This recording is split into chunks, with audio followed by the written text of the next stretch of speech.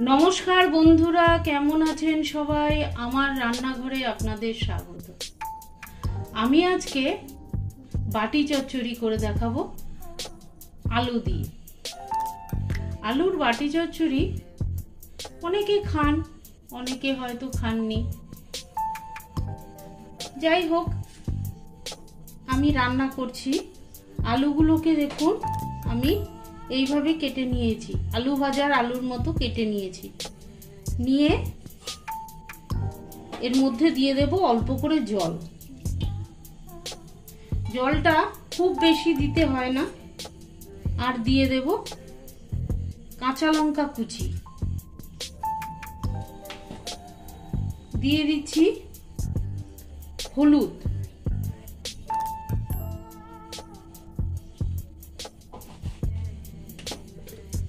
দিচ্ছি নুন, পরিমাণ মতো নুন দিয়ে দেব।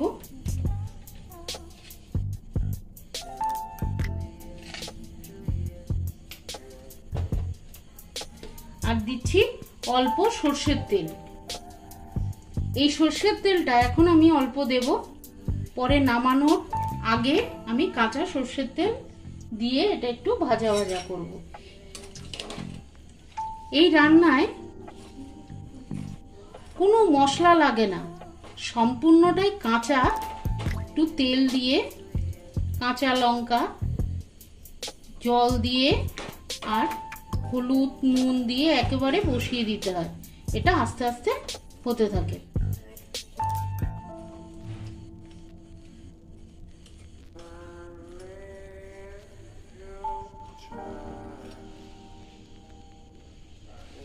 দেখুন, এগুলো সব মিশিয়ে দিয়েছি।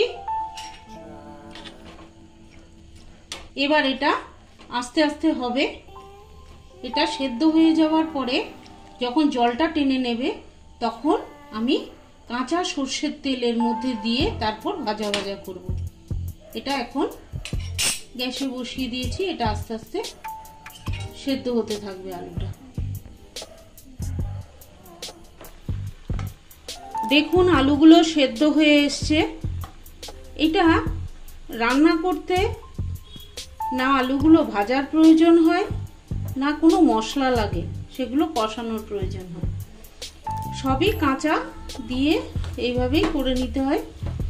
আলুগুলো, আলু, জল, নুন সবই দেখালাম, হলুদ লঙ্কা সব দিয়ে এটা সেদ্ধতে বসিয়েছিলাম। সেদ্ধ হয়ে এসছে। এবার দিয়ে দেব আমি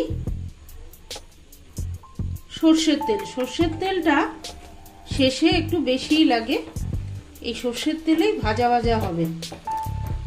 এই রান্নাটা ফুলকপি কিংবা চিংড়ি মাছ দিয়েও করা যায়। সেই ক্ষেত্রে চিংড়ি মাছ বা ফুলকপিটাকে আগে একটু ভেজে নিতে হয়, কিন্তু আলুটা ভাজার প্রয়োজন হয় না।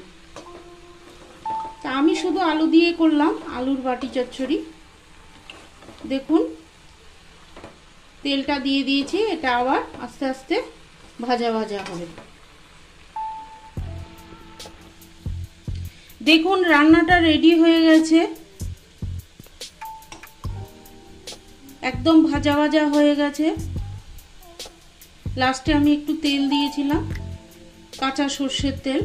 এটা আপনারাও দেবেন, তাতে খেতে বেশি ভালো লাগে।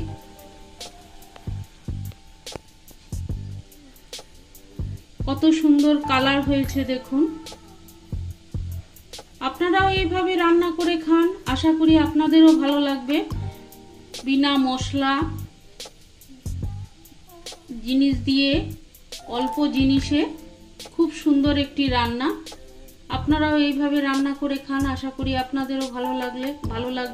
ভালো লাগলে চ্যানেলটিকে একটা সাবস্ক্রাইব করবার অনুরোধ রইল, আর লাইক শেয়ার করবার অনুরোধ রইল। ভালো থাকবেন, সুস্থ থাকবেন। আবার দেখা হচ্ছে অন্য কোনো ব্লগে, অন্য কোনো রেসিপি নিয়ে। ধন্যবাদ।